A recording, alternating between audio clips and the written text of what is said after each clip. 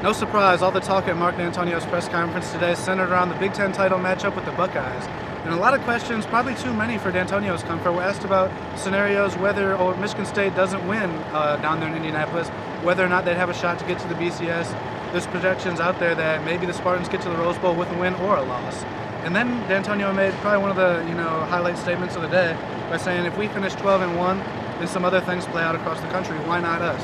Why don't you explain, a little bit more about what he meant by that? Well, I think what he's talking about in that scenario is why not Michigan State for the national championship game, and that's something that Mark Dantonio hasn't really talked about this year. That's something the players haven't talked about. It's just been a scenario that's kind of out there. Michigan State hasn't been there since the '60s. For by and large, for a Michigan State program for a long time, just winning Big Ten titles and just trying to beat Michigan was the goal.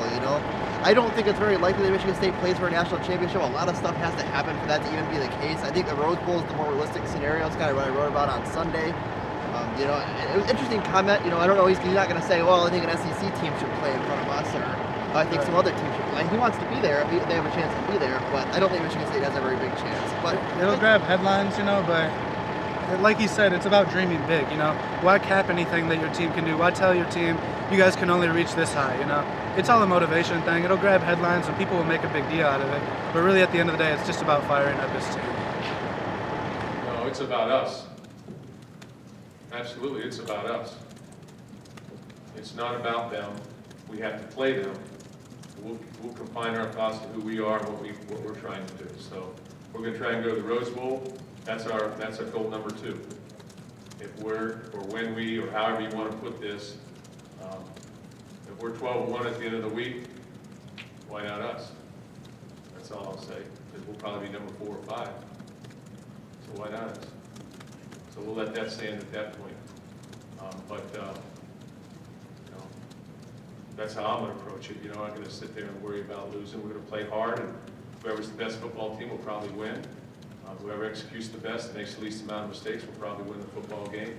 And I do believe, should Ohio State win, that they should represent in the national championship game. I do believe that.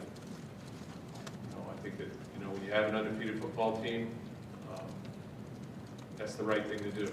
A lot of people were saying in 2002 we didn't belong in that football game when we won it. Enough said. But with that said, that's my tip of a hat towards Ohio State and Columbus, Ohio. But with that being said, why not us? So we'll concern ourselves with us. If certain scenarios take place, which obviously last week you saw a lot of scenarios take place.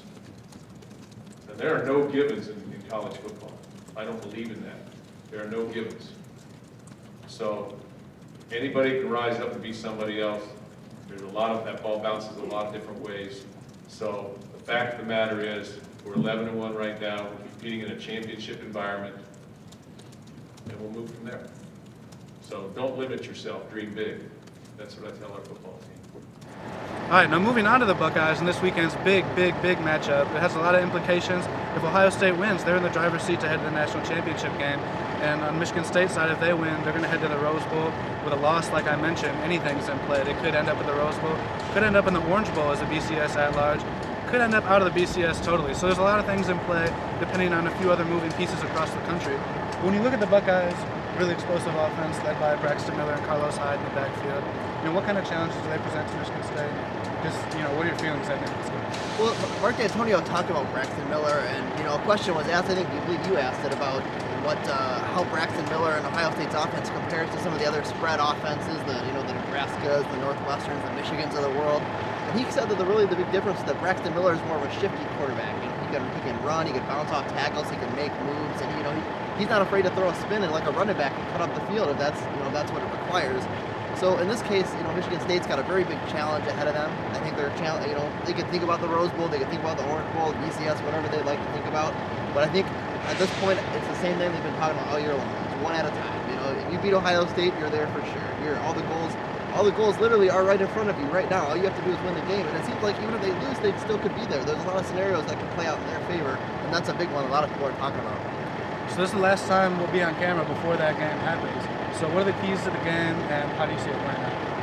Oh man, it's a tough scenario. I've played out scenarios in my head where I see Michigan State doing well, I see Ohio State doing well. I think it comes down, and like I've been saying, I think it comes down to turnovers for Michigan State. they're able to keep it under 2, I think that they have a very good chance to beat Ohio State. I predict Michigan State to win. I say it's 21-20, something close like that. I don't know. It's 24-21, something along those lines where it's going to come down to the fourth quarter. I would expect nothing less. I'm with you. I think it'll be a close game. I don't think either team wins by more than 10 points. I said heading into it that Michigan State would have to play their best offensive game of the season. They have to win the turnover battle, and they have to have a big play in special teams. Whether that's a Mike Sadler fake, a big kickoff return for a touchdown, a block kick maybe. I don't want to jinx anything, but yeah, I think those 3 things have to happen. But I'm less strong in that stance after how Michigan really competed with the Buckeyes last week. So it should be a great game no matter what. It's really a strength on strength, offense against defense matchup. And regardless, I think it'll be a good game down in Indianapolis. I think we've done a nice job competing and playing against those offenses in the past and limiting the opportunities that they've had and shut them down basically. Shut down Robinson every game that we played them.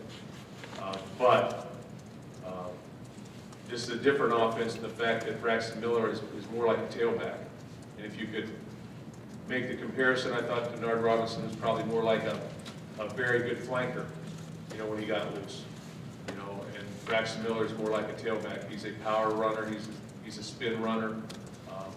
You have to force him into making mistakes, but he's more like a tailback-oriented player back there, so they're able to run certain things with him, maybe that the other team would run different plays.